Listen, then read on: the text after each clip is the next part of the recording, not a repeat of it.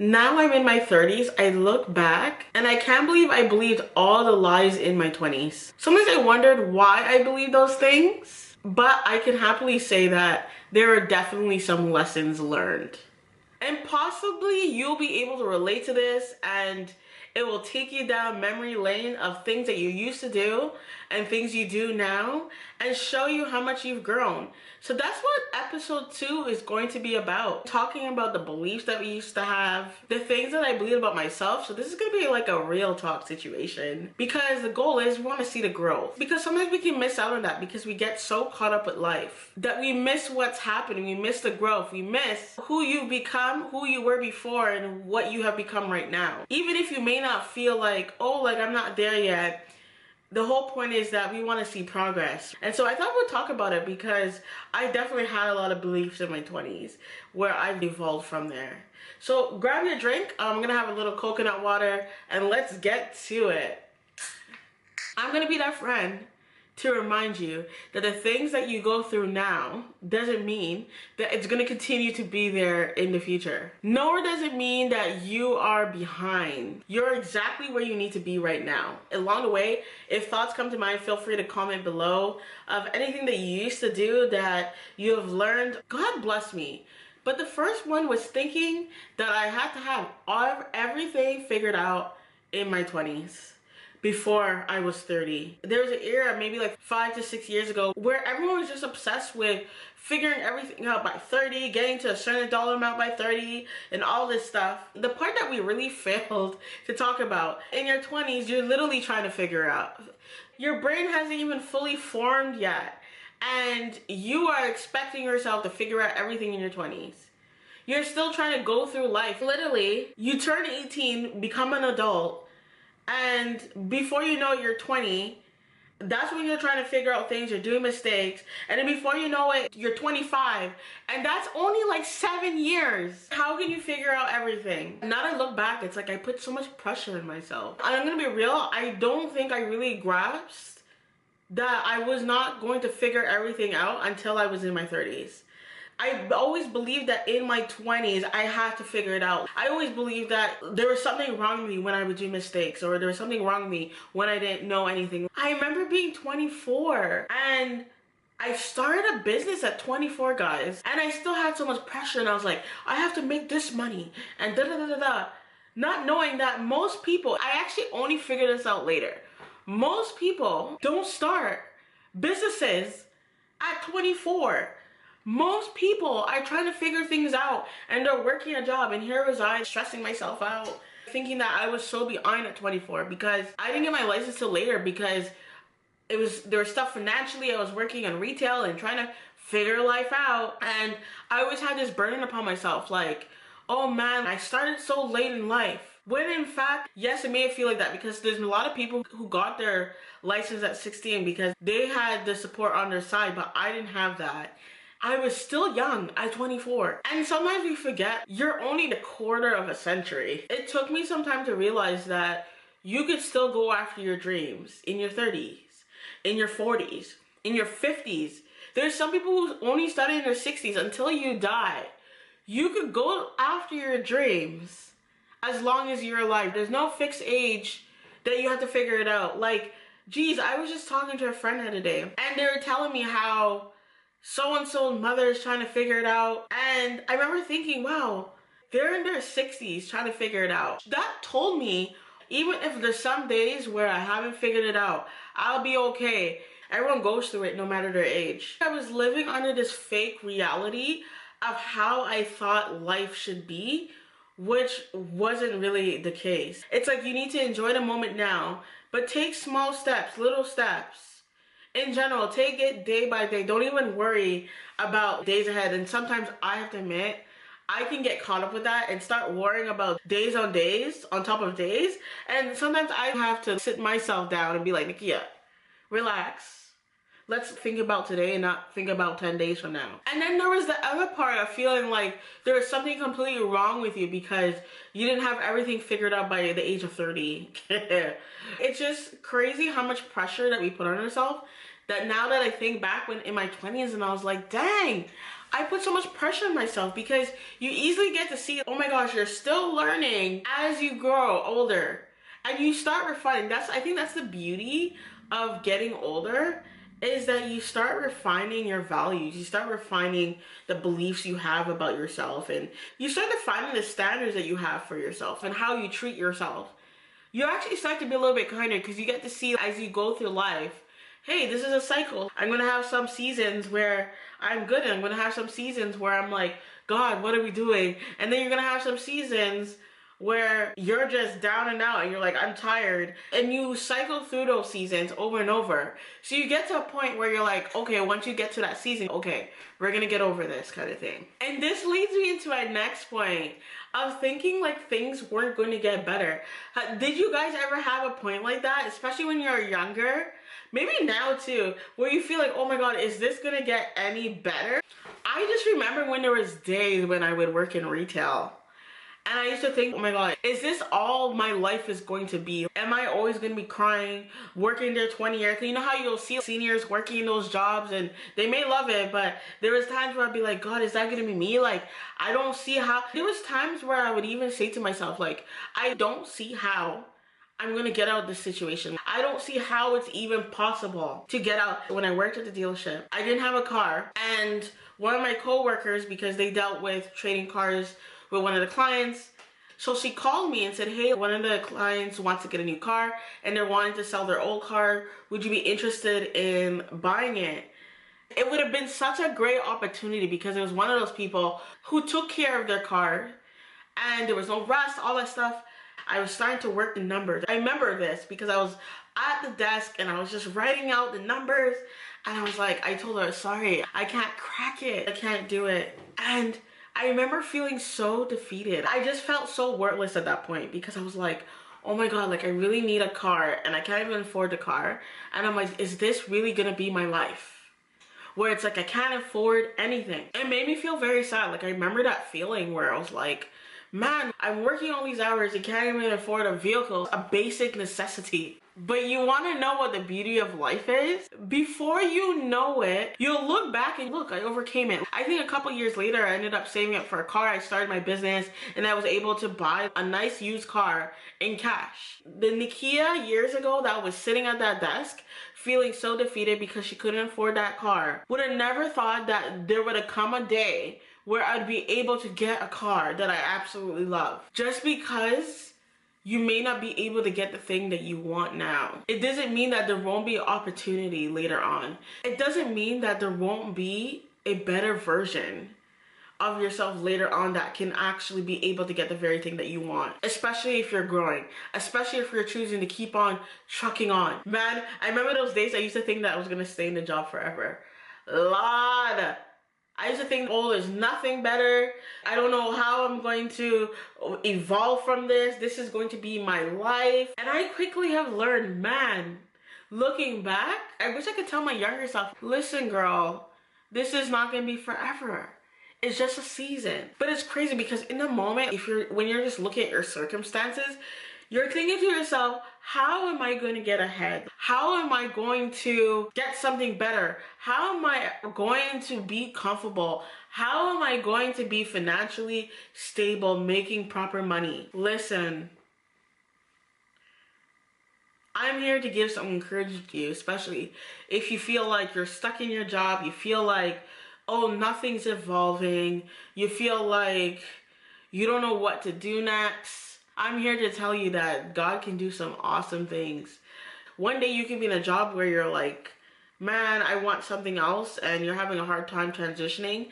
And then next thing you know, God just opens up a new door, gives you a new opportunity. That's literally what happened to me. Is I didn't have the courage to leave that job. And I was very curious about something new, something better.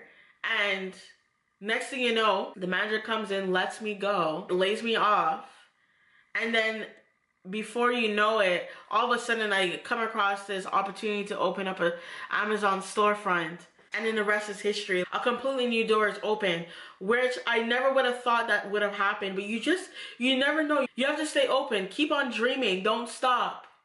Keep on believing yourself. I think that's what the most important thing is. I wouldn't have been able to open that door if I didn't dream, if I didn't believe in myself and believe, hey, I'm worth that risk. A lot of the discussion with myself when I was going into the other opportunity was, is it worth it? Should I take the risk? Or should I continue to just be sad, down and out, and just continue doing the thing that I'm used to doing? But the reason why I was able to be open to that new opportunity was I chose to believe in myself. You need to believe in yourself.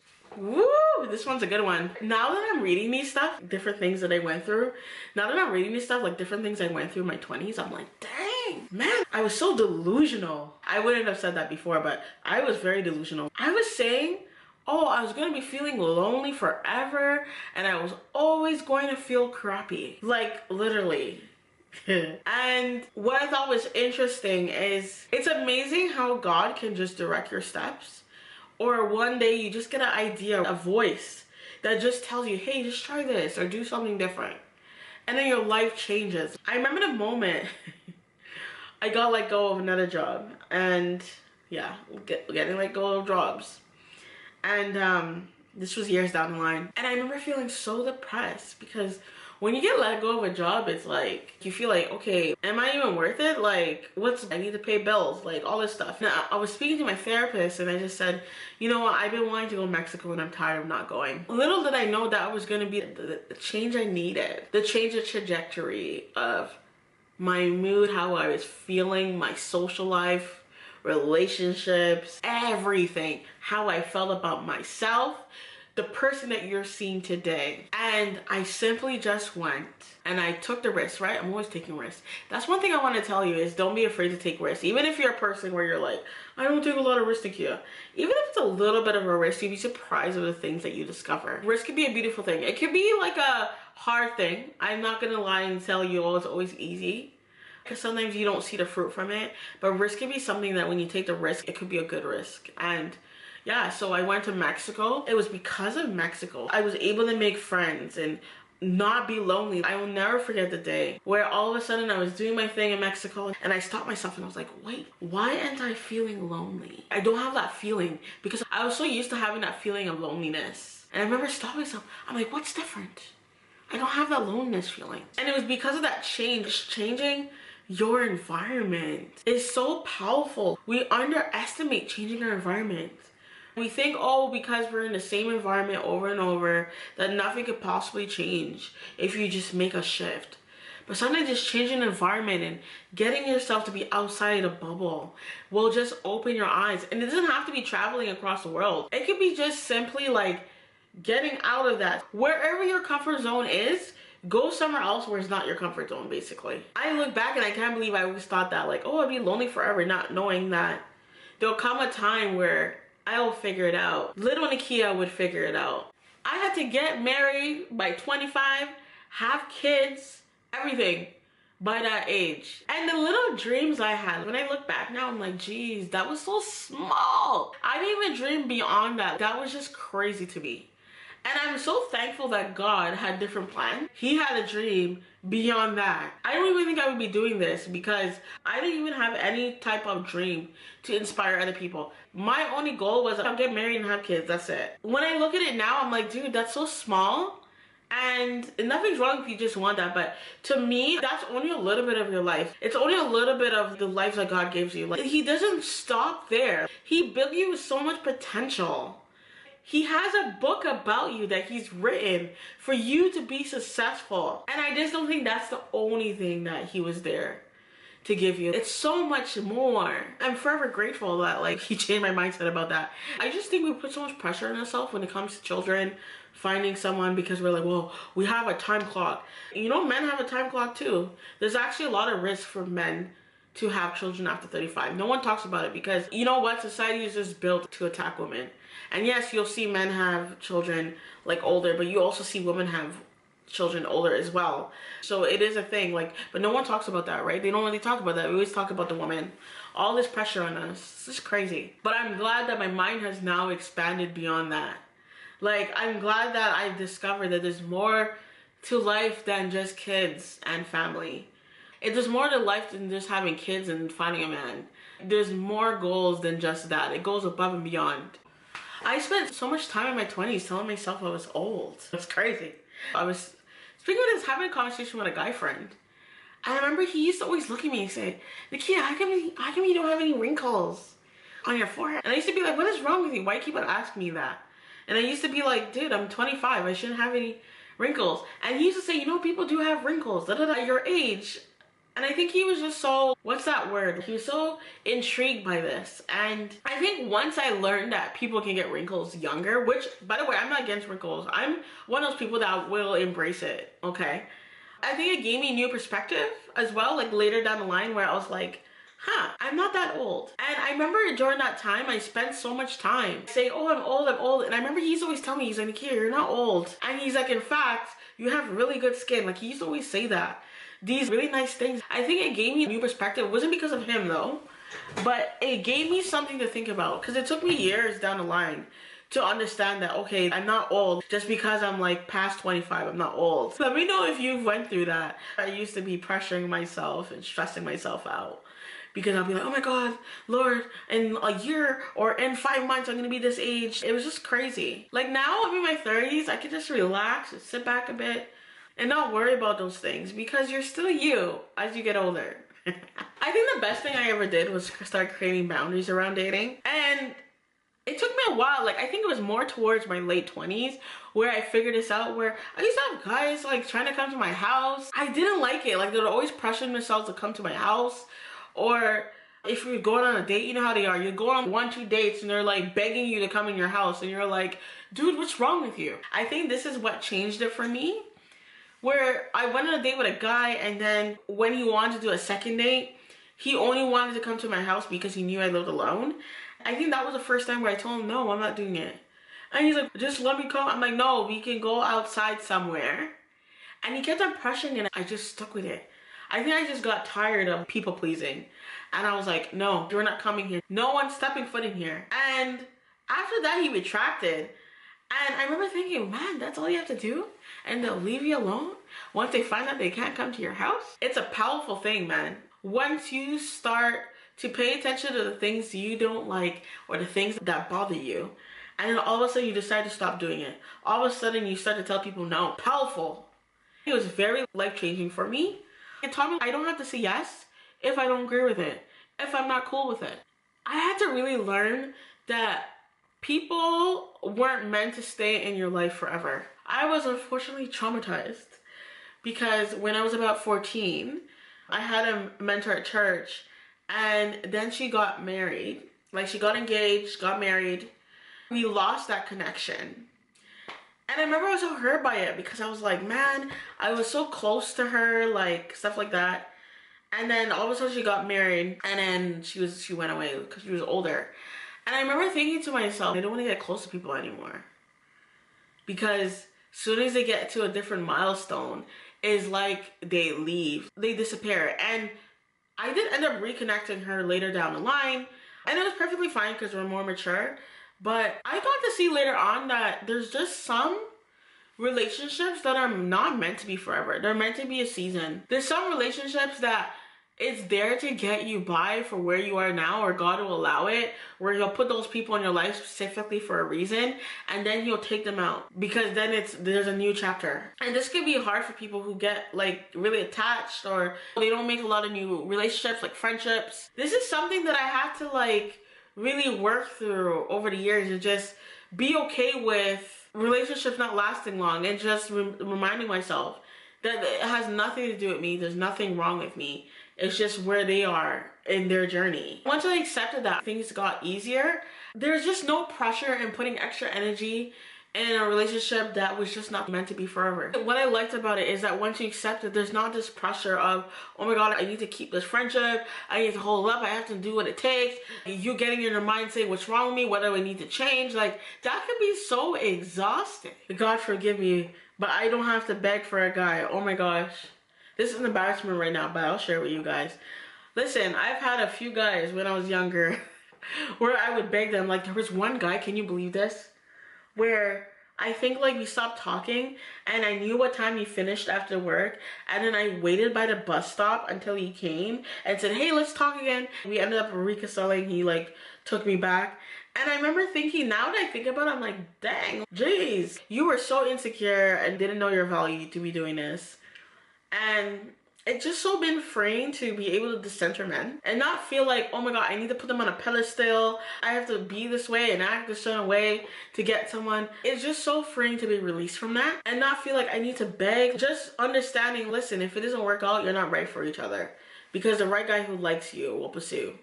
That's that. I will leave that there. I spent many times begging, chasing, and that gets tiring after a while when you're chasing after people. It took me a few years to really, with God working in me and trying to understand who I am and understanding where I fit into this world. And I think a lot of that too was not understanding. I always felt like an outsider. I was one of those people that felt like an outlier. And it took some time. Like once I started to see I have talents and I have skills, it started to diminish that feeling like, oh, I have to beg for someone. I have to chase after them. I have to make them like me. And once I started to understand more and more of myself, it got better. So I'm here to tell you, man, if you're having rejection and all that stuff, it's hard at times because you just want to be like, please like me. But you have to know that the right people are going to like you. This goes for friendships too. The right people are going to like you. The right people are going to want to be around you. And you're not going to have to chase them or beg.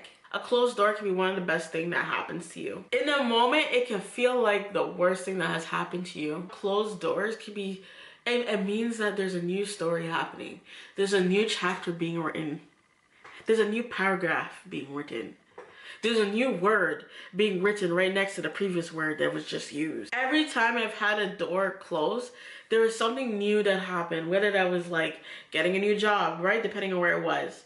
Or it was getting an opportunity for a new business idea. It was letting go of the thing that you didn't want, but you didn't have the guts to let go. It could be a new door for you to get to know more about yourself. A new door to value yourself. There's so many opportunities. A new door to travel. Every time I've gotten a closed door, it's always been something new. There's something waiting for you on the other side of that door that needs to be closed. Because, you know, sometimes it gets a little hard. If the door is open, it's kind of hard for God to do what he needs to do until he closes it. So then your complete focus is on what he's trying to do in your life. Sometimes people miss the opportunity because they get so caught up with it and they're like, why me? Why this happened? But it's like, don't focus on the why. Continue moving forward. Be open to the new door and let go of the old door. Get away. Go away. With the old door, tell the door to go away.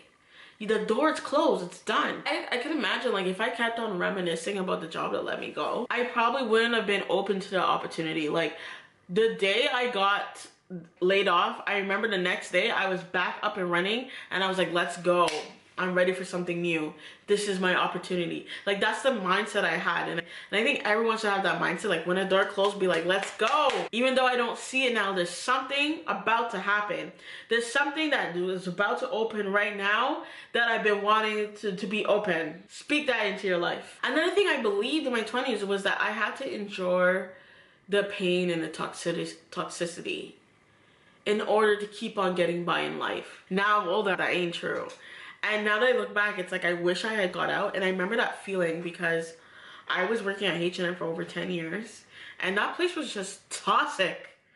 But I think you get used to it. You get immune to it. You get used to being sad. You get used to crying. You get used to wondering, why do people treat you this way? To the point where you don't even leave because you're stuck. It's like you're having this relationship where it's like an abusive relationship where you're trying to get out. You're so used to being beat down that it's like you have this toxic relationship with it.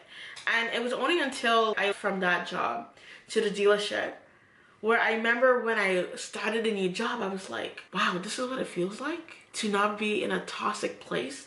I remember the feeling because it was so different. Everyone was nice. Like, it was just a new environment. We didn't have like crazy customers. Anyone that's worked in retail, okay, with clothing, knows what I'm talking about, okay? And I remember thinking, why didn't I leave sooner? When you're used to being in toxic environments, I came from some toxic environments, it becomes natural to you, but really it shouldn't be natural. You should be getting out. That moment taught me like, hey, it's okay to be in new environments.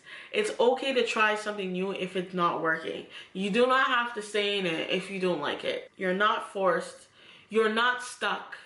You can always transition. Because there was many times where I tried to apply for jobs, but it just either didn't work out or I would always go running back to that job no matter how toxic it was.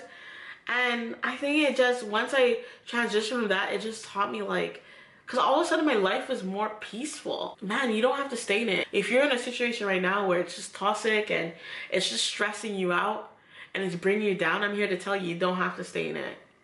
Even though you may feel like, oh, but Nikki, I have to. You don't have to. We always have a choice. There's always a way out. God always gives us a way out. You're never stuck unless someone's holding you hostage. You are not stuck. And you have to believe until you believe that you won't get out. You'll be always trapped in your mind. You have to get to a point where you're so tired out of that situation that you're ready to run from it. You're ready to get out. But I think some people are not tired enough. I think you have to get to a point where you're just tired. And once you're super tired, best believe you'll leave. I had to be liked by everyone. I can't tell you the amount of times. Remember that toxic job? Where I used to be arguing back and forth with those people. And they used to always bring me down to be like, you don't get along with the managers and all this stuff. One day we fought for an hour. It was me against the whole team. Like, it's crazy. And we would just argue. I left so frustrated and I just felt defeated and sad. I remember just thinking like, God, everyone's so mean. If I were to go back, I wish I just didn't care. I wish their opinions didn't hold up so high. Because there were people that were not imparting to me. They were not lifting me up. And it was not only those scenarios, but it was just like letting go and not worrying about people who don't like you, because it doesn't really matter. Those things used to make me lose sleep. If someone doesn't like you, it's completely okay. Because not everyone's meant to like you. The people who are meant to like you are going to like you. That's it, baby. That's it. So much time and energy is wasted into someone who doesn't like you, where you're trying to get them to like you. It's not worth that. You're better putting energy into people who will like you, love being around you, love laughing at your jokes. You know what I'm saying? This is so good. You don't get along with people, you don't have to force it. This is how I know I've grown. I went away with this group and we went water rafting, and there was a few people where they're just awkward. You know, sometimes in that group, there's always that one person or two people where they just don't rub well with you. You're just like, something off about them. Nothing against them. We were still respectful. There was no arguments or anything like that. But I started to just understand the boundaries. I was just like, we're not gelling. It's all good. You can sit at the table. We can have conversations in the group, but that's it. And I remember seeing my growth. I'm not even worried about the person not liking me or not gelling with me. That's perfectly fine. It's a powerful skill for you to be able to still make everyone feel welcome in a room, even if you don't gel with them. That's a skill to be had, and that's something I've developed over time. I know how to just be myself, make people laugh, and be respectful, and understand, hey, we're not gonna be best friends in the outside world. We're gonna be some acquaintance friends here where we're just giving each other our bumps. It's just really important, especially as women, to not force someone to like you. Not force something that's not meant to be, yeah? So last but not least, understanding that success doesn't always equal money. You could be successful in different ways, and this is something that I had to learn in my late 20s, especially having a business, because I equated and put so much pressure on myself. So much when I had a business. Like, I was making some good money and was still putting pressure on myself, and it took me being in the hospital, okay, on my hospital bed, to realize, oh my gosh, there's more to life. Like, I didn't do a lot of things that I wanted to do because I was so focused on making the next dollar. I'm here to tell you this, like, when you are on that hospital bed, okay, and this gave me perspective, pills don't matter. All the people that you didn't like you doesn't matter. The guy that rejected you does not matter. The one thing that is on your mind though, is all the things that you didn't do that you want to do. The amount of money didn't matter. All I could think about was, man, those things are so small. Yes, it can be stressful in the moment, right? When you're in the moment, you have emotions about these things.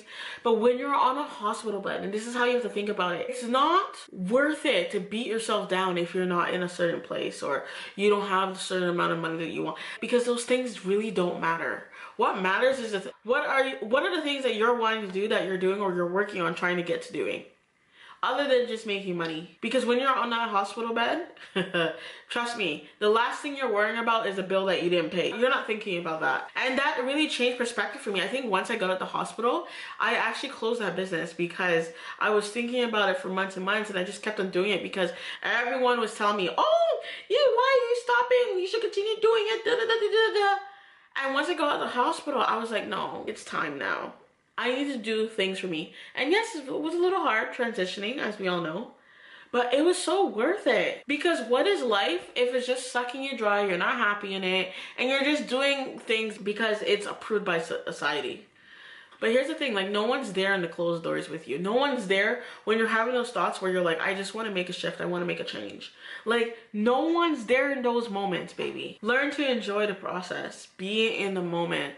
Don't be so stuck on what needs to happen. Try to enjoy this moment right now, because that's the thing you're going to think about is like, did I enjoy the moment? Did I do things that I enjoyed that made me laugh? The little things is what matters. Don't always think about the end. The end point. Stay here, right here. Stay right here. I would love to hear from you guys, especially if you're over 30. What are some of the things that you have learned now where when you look back in your 20s, you're wondering like, dang, why did I believe that thing? I would love to know what your thoughts are. And let me know if you enjoyed this video. What other stuff you would like me to talk about in this You're Not Alone series.